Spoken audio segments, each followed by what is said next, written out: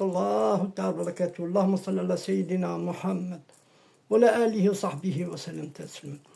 Je vais vous conter une histoire, véridique bien sûr, qui est arrivée au cours du voyage de Bouzidi au départ de l'Algérie pour le Maroc.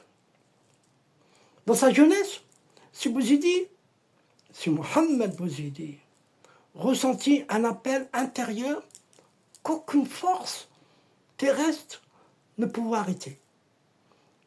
Il disait, j'attendais une voix intérieure dans moi me dire, pars vers l'Occident, vers la source des saints, car ta soif ne s'éteint pas qu'auprès d'eux. Sans monture, sans provision, sans argent, il prit le chemin du Maroc à pied, avec pour seule nourriture le nom d'Allah qu'il répétait sans cesse. Ce départ à pied est une image de l'abandon total. Quitter le confort, quitter les attaches pour marcher vers Dieu avec les pieds nus de la pauvreté spirituelle.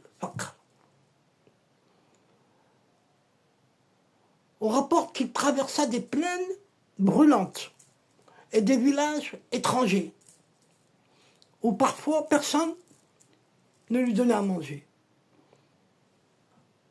Alors il récita, écoutez bien mes frères et sœurs, Hasbi Allah wa ni'mal wakil, Hasbi Allah wa ni'mal wakil, Hasbi Allah wa ni'mal wakil. Allah me suffit, il est le meilleur garant.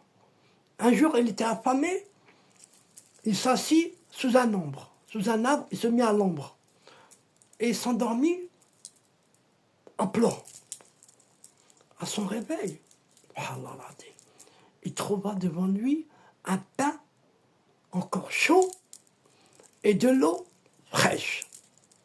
Il comprit alors que les malaïkas, les anges, l'avaient nourri car il avait remis son sort entièrement à Dieu. Celui qui marche vers Dieu, même affamé, est nourri par lui. Ce récit montre que la karama, la grâce des détachés, où les anges interviennent directement pour soutenir un cœur sincère. En traversant le Rif et Atlas, il passait des nuits entières assis seul, répétant le nom de Allah, Allah, Allah, le nom suprême. Les montagnes résonnaient de son dhikr.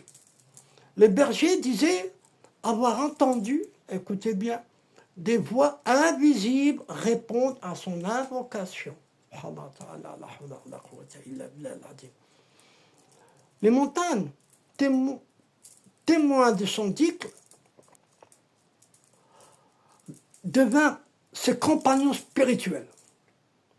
Les maîtres disent que celui qui fait dhikr dans une montagne, il grave la lumière pour toujours. Des siècles plus tard, d'autres voyageurs, ils sentiront encore cette vibration. Masha'Allah. Après des semaines de marche, il arrivait à Fès, ville de la science et des awliya salihin, masha'Allah. Fès, wama adraka Fès. Il chercha les traces des maîtres d'Al-Qawin. On raconte qu'il fit un rêve. La première nuit, il vit une chaîne de lumière reliant les mosquées de Fès aux montagnes du Maroc et une main lui indiquant une zaouia reculée, isolée. En suivant ce signe, il arriva chez un maître Daqawi, qui le reconnut, immédiatement il lui dit, voilà l'oiseau du Maghreb oriental que nous attendions. Il ne le connaît pas, c'est-à-dire qu'il ne le connaît pas physiquement. Ils se sont reconnus entre âmes.